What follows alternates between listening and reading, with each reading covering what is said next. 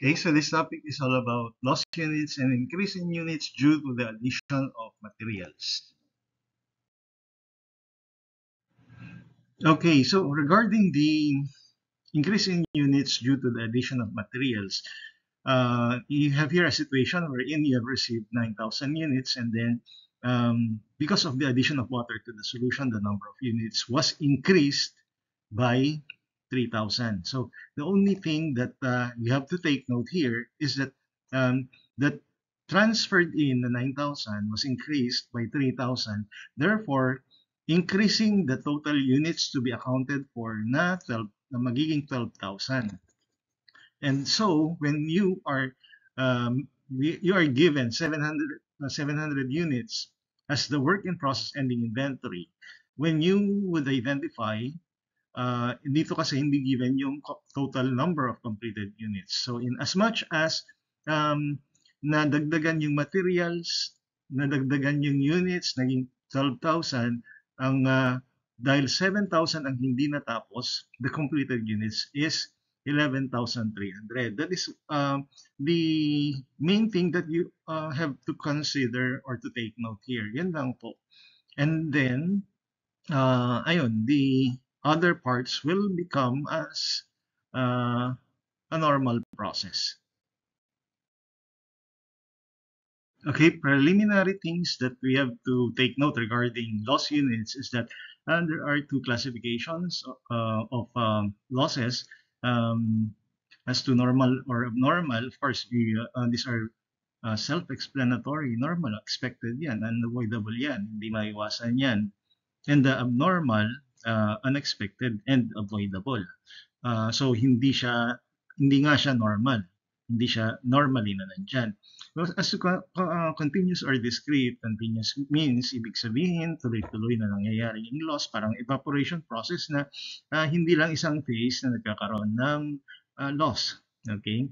And then the discrete, there's a specific time wherein the products were lost. And pero you can only determine it if there is an inspection point. So, or there is an inspection. So, kung ano yung inspection point, yun yung assumption natin na work done ng mga loss units pag discrete.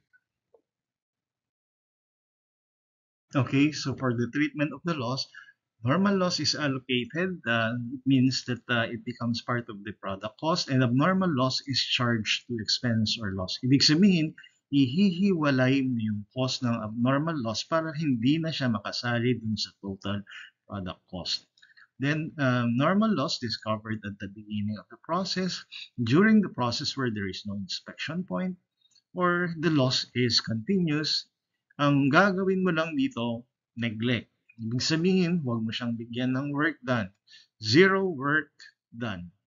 And ibig sabihin, no need to allocate. No need to allocate. Now, actually, parang it is silently being allocated in as much as you don't place work done.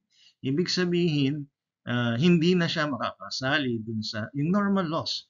Meron man siyang cost. Dahil wala siyang equivalent units of production, ang maghahati-hati na lang dun sa total cost of the production will be the good units. Okay.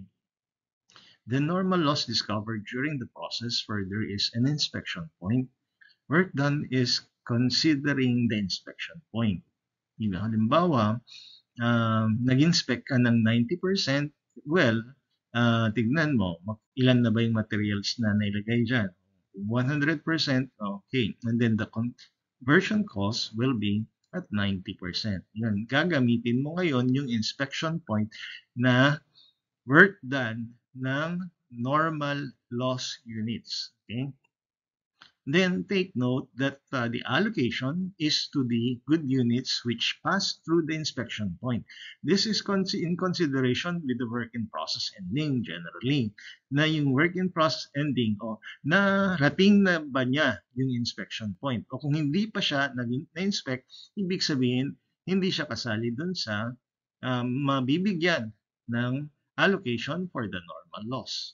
Pero pag narating na niya yung inspection point, ibig sabihin, kasali na siya. Then, normal loss discovered at the end of the process will be charged to the cost of the completed units.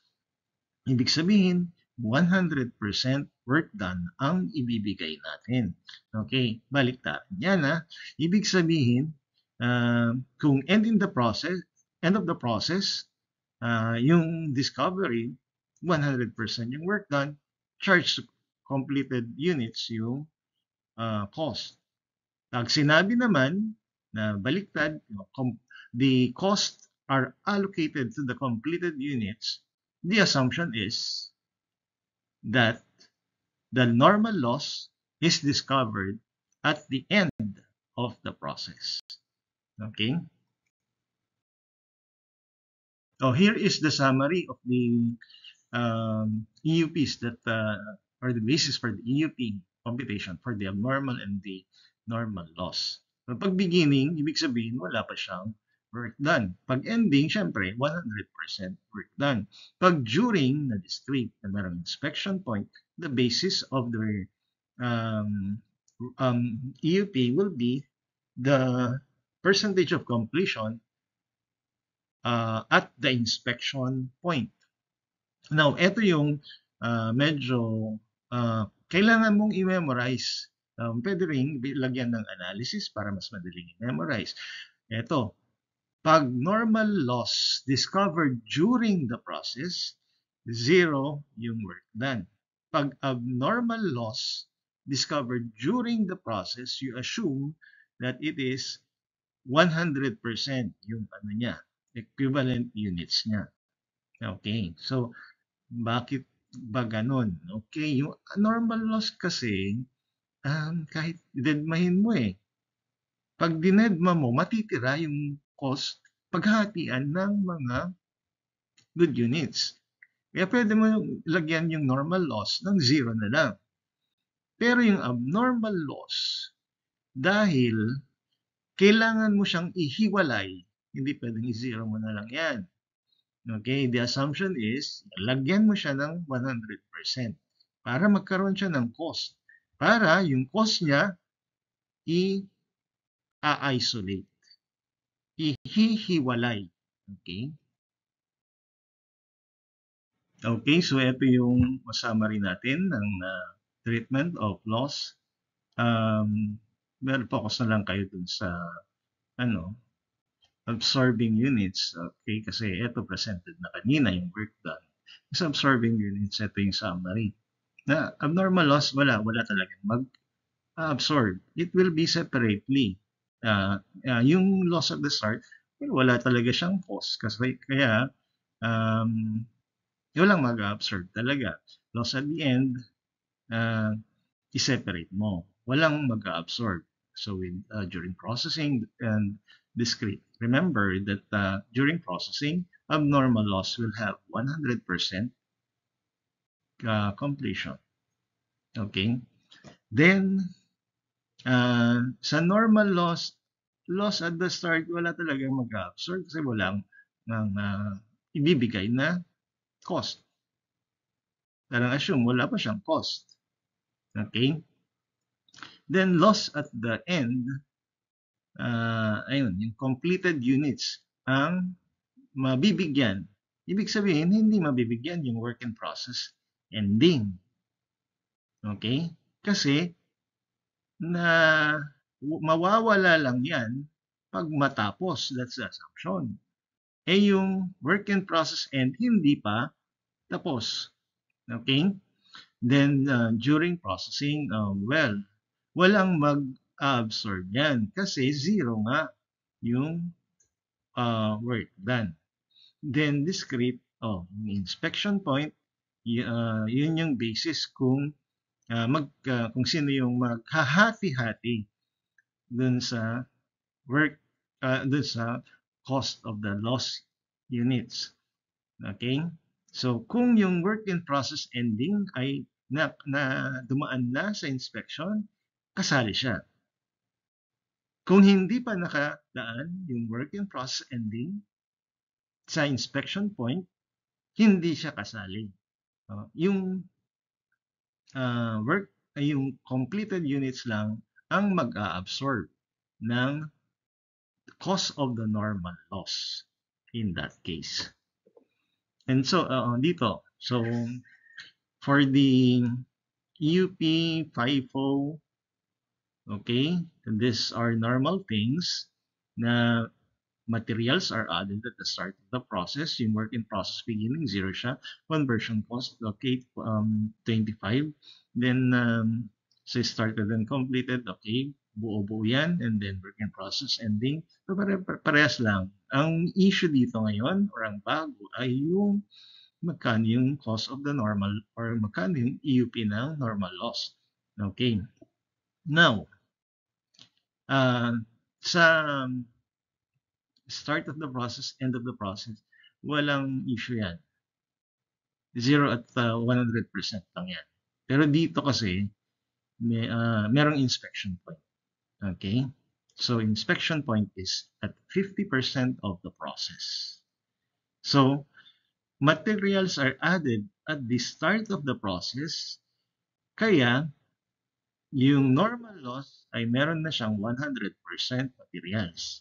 Pero, as to conversion cost, 50%. Gets?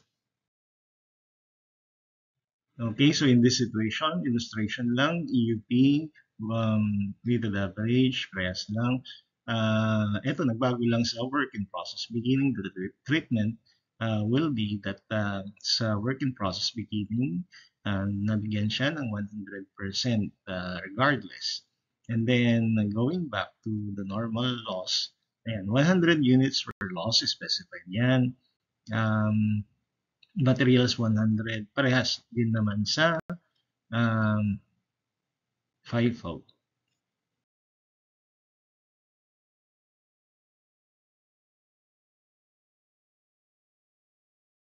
Okay, so I believe that kung sino yung mag-absorb ng normal loss at the start, wala. At the end, completed. Pero at the inspection point, ito, kung merong inspection point, ito kailangan illustrate natin. Okay? Tignan natin dito, FIFO, work in process beginning, 25% na siya, started and completed, and work in process ending, 40% na siya. Okay? At 50% of the process, the goods were inspected and 100 units were lost.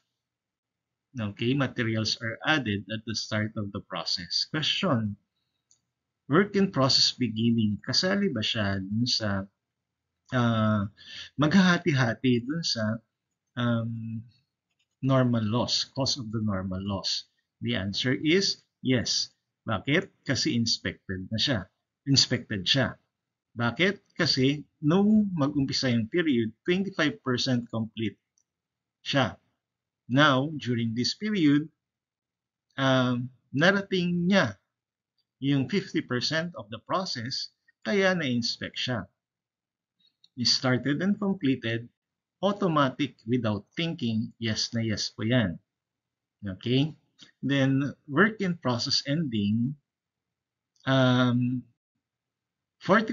complete siya nung end of the period.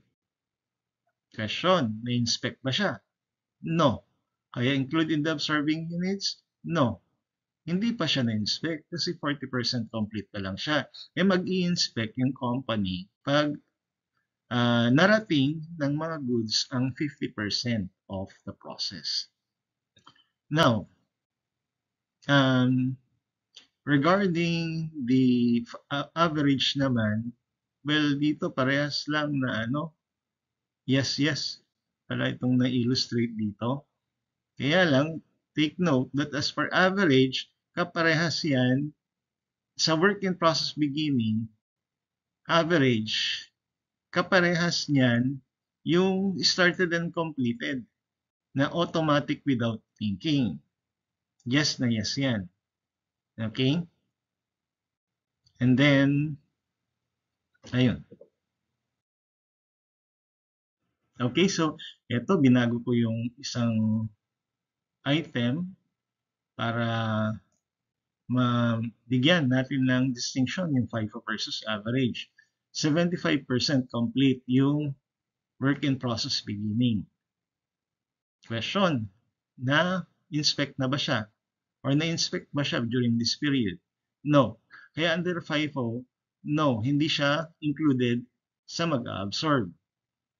Pero, as for average, the assumption is parang deemed na nakasali siya dahil the assumption is